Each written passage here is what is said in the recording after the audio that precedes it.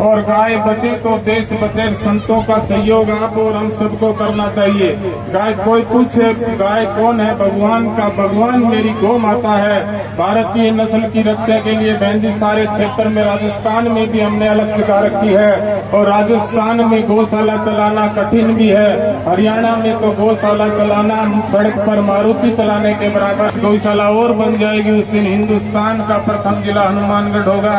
आपको भी इस लक्ष्य की तरफ बढ़ना है। देश धर्म खतरे में हो त्रिशूल उठाना पड़ता है। सम्मुख खड़े गुरु अथवा दादा सबसे टकराना पड़ता है। अर्जुन को भी कर्ण से सहोदर के कंठ कतरने पड़ते हैं और चीर हरण पर जो मौन रहे उन सबको मरना पड़ता है। मुश्किल से अवसर आया है, मुश्किल से अवसर आया है भारत भाग्य बदलने का। यूं झिझक झिझक पग धरने से नहीं है लक्ष्य मिलने का। जो साथ चले उनका स्वागत, जो दूर रहे उनकी इच्छा। लेकिन पक्का सनातनी पक्का धर्मी वही जो करे देश धर्म और गाय की रक्षा।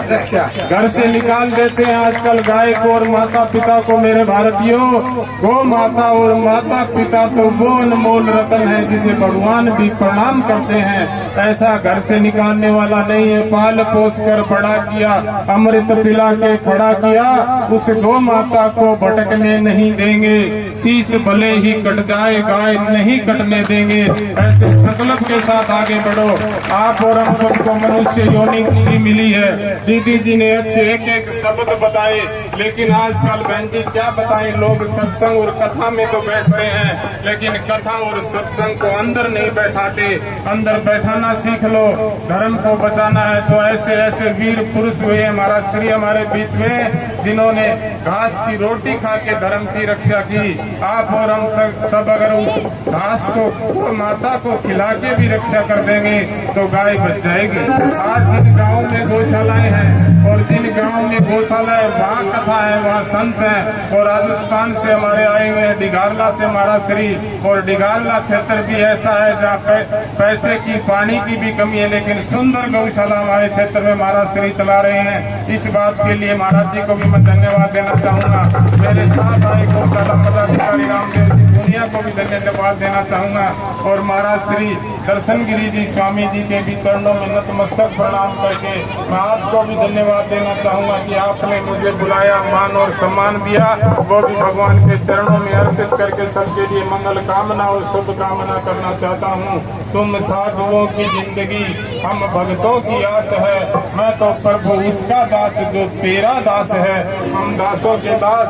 2 मिनट की बात गौ माता की, छोटे और बड़े की लड़ाई सारे कर रहे हैं। मेरे भारतीयों एक एक बात सुनने वाली है। इंसान कहता कि मैं बड़ा, इंसान कहता कि मैं बड़ा तो तू पृथ्वी पर क्यों खड़ा? पृथ्वी कहती कि मैं बड़ी तो शेष भगवान के सिर पर तू क्यों पड़ी? शेष भगवान कहते कि मैं बड़ा तो शंकर जी के गले में तू क्यों पड़ा? शंकर जी कहते कि मैं बड़ा तो तू कैलाश पर्वत पर क्यों खड़ा? कैलाश पर्वत कहता कि मैं बड़ा तो तू रावण के हाथ क्यों पड़ा? रावण कहता कि मैं बड़ा तो तू बाली की काख में क्यों पड़ा? और बाली कहता कि मैं बड़ा तो राम जी के बाण से तू क्यों मरा? और राम जी कहते कि मैं बड़ा तो राम जी कहते कि मैं बड़ा तो माँ कौशल्या की पेट में तू क्यों पला? और माँ कौशल्या कहती मैं बड़ी तो प्रतिदिन प्रातः काल उठ गौ माता के चरणों में तू क्यों पड़ी? अर्थात सबसे बड़ी मेरी गौ माता है। मेरे भारतीयों, एक व्यक्ति को लग जाना चाहिए। बहन जी ने कहा था कि राम मंदिर बन गया और अब कृष्ण जी मंदिर की बारी है।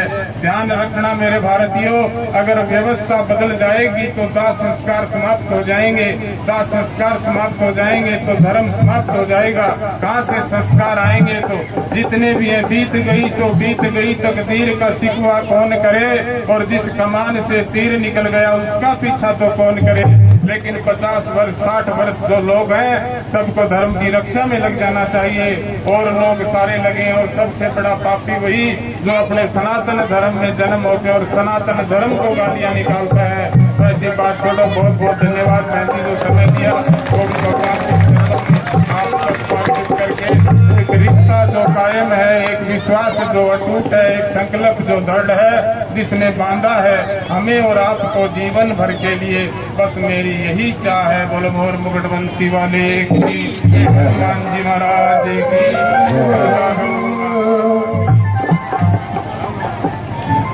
बजरंग शेखावत जी हमारे बीच राष्ट्रभक्ति का और गौ माता का जो आपको संदेश दिया है, अब हमारी कमेटी के सदस्य उनको सम्मानित करेंगे और चंद ही मिनटों